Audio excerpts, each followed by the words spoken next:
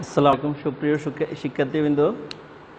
Refrigeration and air conditioning fundamentals class lesson 2-এ সবাইকে স্বাগত জানাচ্ছি।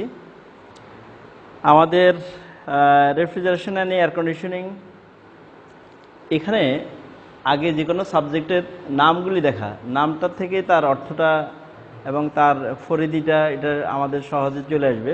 আমাদের প্রথম লেসনে আমরা যেটা রেফ্রিজারেশন অ্যান্ড এয়ার কন্ডিশনিংয়ের স্কোপগুলি নিয়ে আলোচনা করছিলাম, যে আমরা কোথায় কোথায় আমাদের এই refrigeration and air conditioning technology থেকে ডিপ্লোমা ইঞ্জিনিয়ারিং শেষ করে আমরা হায়ার এডুকেশনের সুবিধা পাবো, আর হলো যে আমাদের কর্মক্ষেত্র কোথায় কোথায় হইতে পারে এই সমস্ত কর্মক্ষেত্রগুলি সম্পর্কে আমরা ডিটেলস একটা সামারি আকারে কথা বলছিলাম। এখন আমরা যেটা সম্পর্কে একটু আলোচনা করবো যে রেফ্রিজারেশন অ্যান্ড এয়ার কন্ডিশনিং বিষয়টা কি। রেফ্রিজারেশন এটা একটা ইংরেজি শব্দ।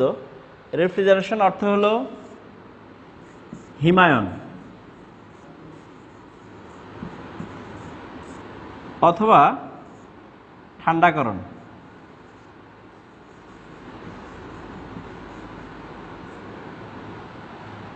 যে নামে আমরা সেটাকে ডাকি, রেফ্রিজারেশনের বাংলায় হিমায়ন বা ঠান্ডাকরণ। এটা একটা পদ্ধতি, এটা কিন্তু একটা পদ্ধতি।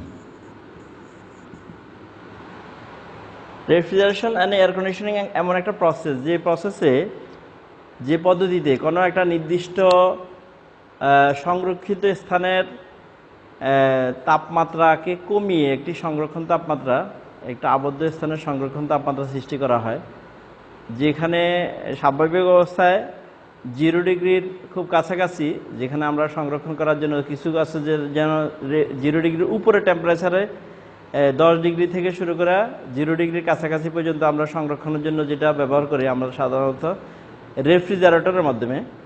আর ফ্রিজারের ক্ষেত্রে আমরা সেটা হিমাঙ্কের নিচে টেম্পারেচার, যেটা মাইনাস ডিগ্রি সেন্টিগ্রেড, যে সমস্ত সেন্টিগ্রেড তাপমাত্রা সংরক্ষণ করার জন্য যে সমস্ত খাদ্যদ্রব্যগুলি সংরক্ষণ করি, সেটাই হলো হিমায়ন বা রেফ্রিজারেশন। রেফ্রিজারেশনের ক্ষেত্রে স্বাভাবিক অবস্থা আমরা যে রেফ্রিজারেটরগুলি দেখি, এখন দেখেন এখানে হিমায়ন একটা পদ্ধতির নাম, যে পদ্ধতিতে কোনো একটা নির্দিষ্ট স্থানের তাপমাত্রাকে কমিয়ে একটা নির্দিষ্ট সংরক্ষণ তাপমাত্রা সৃষ্টি করা হয়। আর সেক্ষেত্রে আমরা সাধারণ অবস্থায় তাপ সরানো বা তাপমাত্রা কমিয়ে আনার জন্য রেফ্রিজারেশন বা ঠান্ডাকরণ পদ্ধতি আমরা এটা বলি। তাপমাত্রা কমাতে হলে তাপ সরাতে হয়। সাধারণত কক্ষের তাপমাত্রা -100 ডিগ্রি সেলসিয়াস পর্যন্ত ঠান্ডাকরণকে রেফ্রিজারেশন, -100 ডিগ্রি থেকে পরম তাপমাত্রা পর্যন্ত ঠান্ডাকরণকে ক্রায়োজেনিক বলি আমরা। প্রকৃতিগতভাবে তাপ স্বয়ংক্রিয়ভাবে উচ্চ তাপমাত্রা থেকে নিম্ন তাপমাত্রায় চলে। প্রকৃতিগত স্বাভাবিক অবস্থা তাপগুলি আমরা উচ্চ স্থান থেকে নিম্ন স্থান, উচ্চ তাপমাত্রা থেকে নিচের তাপমাত্রার দিকে তাপ সবসময় প্রবাহিত হয়।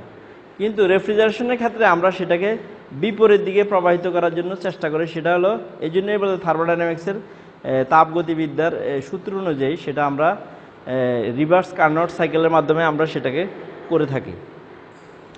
এটা আমরা পরবর্তীতে ক্লাস লেসনে আমরা সেটা ডিটেলস আলোচনা করবো ইনশাল্লাহ। রেফ্রিজারেশন এয়ার কন্ডিশনিং বলতে যেটা বোঝায় সেটা হলো শীতাতপ নিয়ন্ত্রণ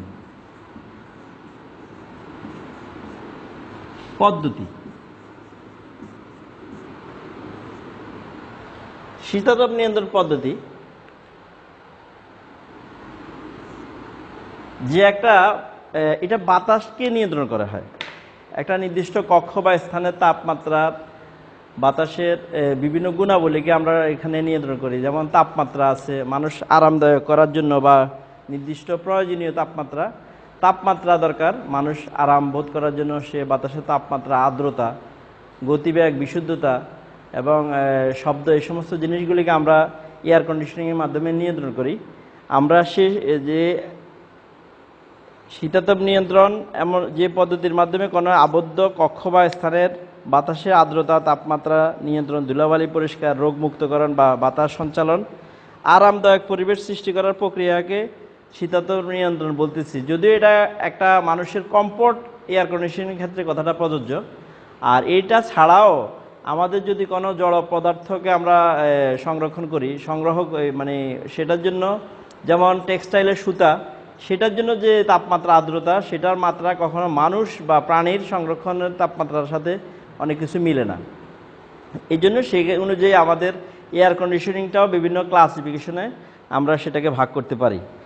তো আমরা আজকে যেটা বললাম যে রেফ্রিজারেশন কী জিনিস, আর স্বাভাবিক অবস্থায় শিক্ষার্থীদের আমরা একটা কথা বলি, সেটা হলো আমাদের ইঞ্জিনিয়ারিং টার্মের সকল বিষয়গুলি কিন্তু ইংলিশ মিডিয়ামেই।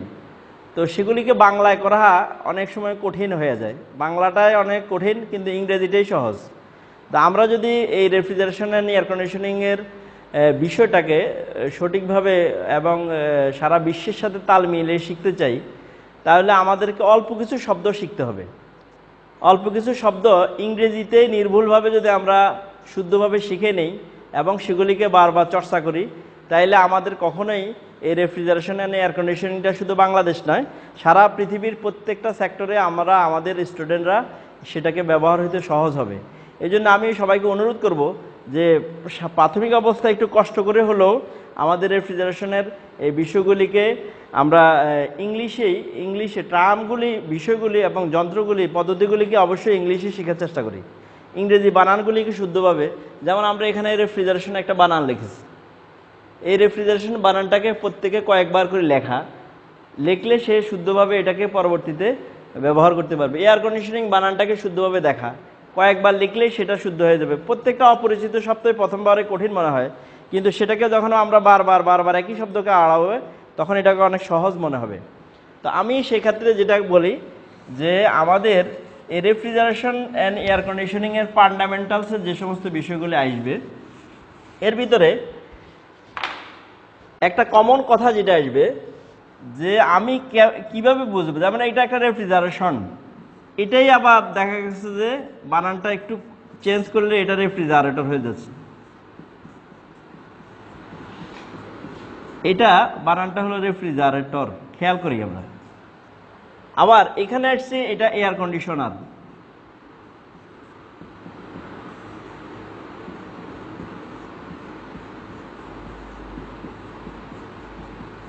বাজারে যখন আমরা বিভিন্ন এই রেফ্রিজারেশন অ্যান্ড এয়ার কন্ডিশন যন্ত্রপাতি, আমরা মেশিনগুলি কিনবো, আমরা পাওয়া যাব কি এয়ার কন্ডিশনার পাবো, রেফ্রিজারেটর পাবো।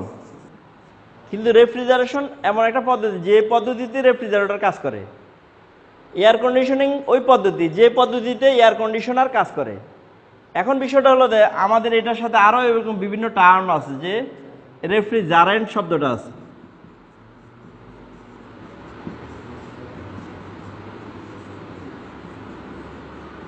রেফ্রিজারেন্ট। এবার আসছে রেফ্রিজারেশন অ্যান্ড এয়ার কন্ডিশনিং এর উভয়েরই মেকানিক্যালের মূল অংশ একই। মেকানিক্যাল সাইকেল চক্রে যে যে প্রসেসগুলিতে কাজ করে, সেই প্রসেসগুলির যে প্রসেসগুলিকে যদি আমরা খেয়াল করি, যে একটা হলো কম্প্রেশন,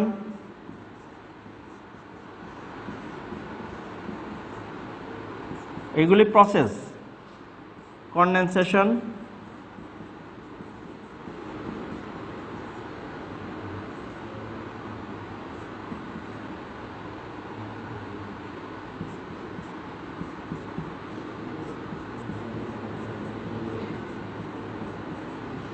এক্সপানশন, ইভাপোরেশন।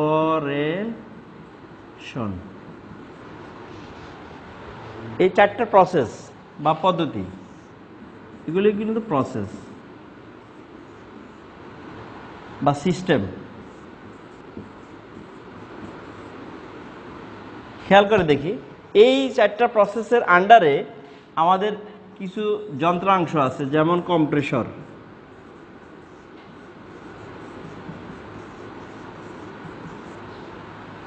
কনডেনসেশনের প্রসেসের আন্ডারে যেটা আছে সেটা হলো কনডেন্সার। এই নিচে কি দেখা যাচ্ছে?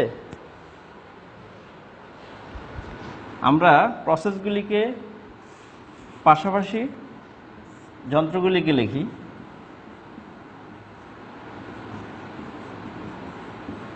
Compressor, condenser, expansion device or valve.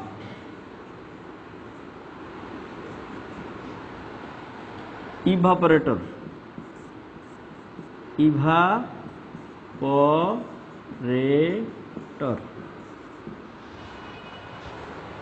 আমি যদিও এতগুলি এখানে বেশ কয়েকটা শব্দ, যদিও আমাদের রেফ্রিজারেশন অ্যান্ড এয়ার কন্ডিশনিংয়ের মৌলিক কথা এখানে এই যে স্লাইডে আমরা যেগুলি জিনিস আনলাম সেগুলিও রেফ্রিজারেশন অ্যান্ড এয়ার কন্ডিশনিংয়ের মৌলিক জিনিস, এবং এগুলিতেই আমাদের পরবর্তীতে সে অষ্টম পর্ব পর্যন্ত এবং হায়ার এডুকেশনে যেখানে যাবে না কেন প্রত্যেকটা জায়গাতে আমাদের এই টার্মগুলিকেই আমরা ডিটেলস সম্পর্কে বলবো, এবং এগুলির সাথে কিছু সাবস্টিটিউট অংশ থাকবে, কিন্তু মূল অংশ এখানে।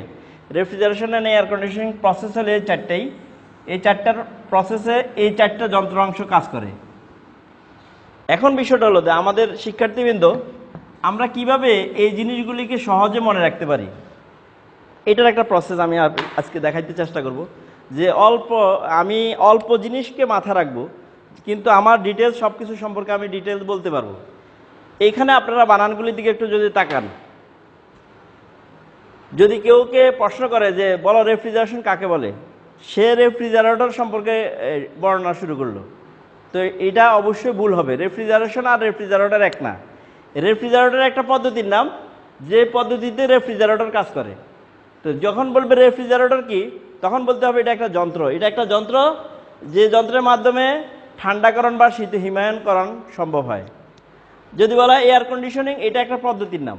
আর ঠিক এয়ার কন্ডিশনার হলো একটা যন্ত্রের নাম, যে মেশিনের মাধ্যমে এয়ার কন্ডিশনিং করা হয়, একটা বাতাসের তাপমাত্রা, আর্দ্রতা, গতিবেগ এবং বিশুদ্ধতা এগুলি নিয়ন্ত্রণ করা হয়, সেটা হলো এয়ার কন্ডিশনার। কিন্তু যে পদ্ধতিতে কাজ করে সেটা হলো এয়ার কন্ডিশনিং। আর রেফ্রিজারেশন টোটাল দুইটার ভিতরে রেফ্রিজারেশন আর এয়ার কন্ডিশনিংয়ের মেকানিক্যাল চক্রের মূল কাজগুলি কিন্তু এই চারটা প্রসেসে হয়, এই পদ্ধতি চারটেই। সেটা হলো কম্প্রেশন, কন্ডেনশন, এক্সপেনশন এবং ইভাপোরেশন। আর এই চারটা প্রসেসে কাজ করার জন্য চারটা যন্ত্রাংশ। একটা হলো কম্প্রেসর, আর একটা হলো কন্ডেন্সার, এক্সপেনশন ডিভাইস বা এক্সপেনশন বাল্ব, আর একটা হলো ইভাপোরেটর। এখন দেখেন আমরা তাহলে মনে রাখবো কিভাবে। মনে রাখার জন্য একটা সহজ সূত্র হলো, সহজ পদ্ধতি হলো যে কোনো বানানের শেষে, আমরা এখানে অনেকগুলি জিনিস বুঝে ফেললাম। যে কোনো বানানের শেষে যদি TION, SIONING এইভাবে থাকে, এগুলিকে সবসময় পদ্ধতি বলতে হবে। পদ্ধতির ক্ষেত্রে এই বানানটার শেষের অংশ এইভাবে আসবে, পদ্ধতি বা সিস্টেম বা প্রসেস। আচ্ছা, যে কোনো বানানের শেষে যদি টর আসে, স্বর আসে, ইয়ার আছে, তারপরে হলো ডিভাইস আছে, অথবা ইউনিট আসে, আমরা এগুলিকে জোরে নেব, এগুলি যন্ত্র বা মেশিন। এগুলিকে আমরা ধরে নেব এগুলি যন্ত্রাংশ হইতে পারে। যেমন কম্প্রেসর একটা যন্ত্রাংশ, একটা যন্ত্রের একটা ক্ষুদ্র অংশ হলো কম্প্রেসর। কন্ডেন্সারের একটা ক্ষুদ্র অংশ, এক্সপেনশন ডিভাইসের একটা ক্ষুদ্র অংশ, ইভাপোরেটরের একটা ক্ষুদ্র অংশ। তাহলে এখন দেখেন আমরা শুধু এই জিনিসটাকে মাথায় রাখতে পারি। যখন যে কেউ আমাকে প্রশ্ন করবে, আমি শুধু প্রশ্নটার দিকে খেয়াল করব যে উনি আমার কাছে কি প্রশ্নটা চাচ্ছে। যদি বলে রেফ্রিজারেশন, তাহলে আমি এইটা দেখে বুঝতে পারবো এটা আমাকে পদ্ধতি সম্পর্কে বলতে হবে, রেফ্রিজারেশন পদ্ধতি। যদি বলে যে রেফ্রিজারেটর, তখন আমি অবশ্যই যন্ত্র সম্পর্কে বলতে হবে।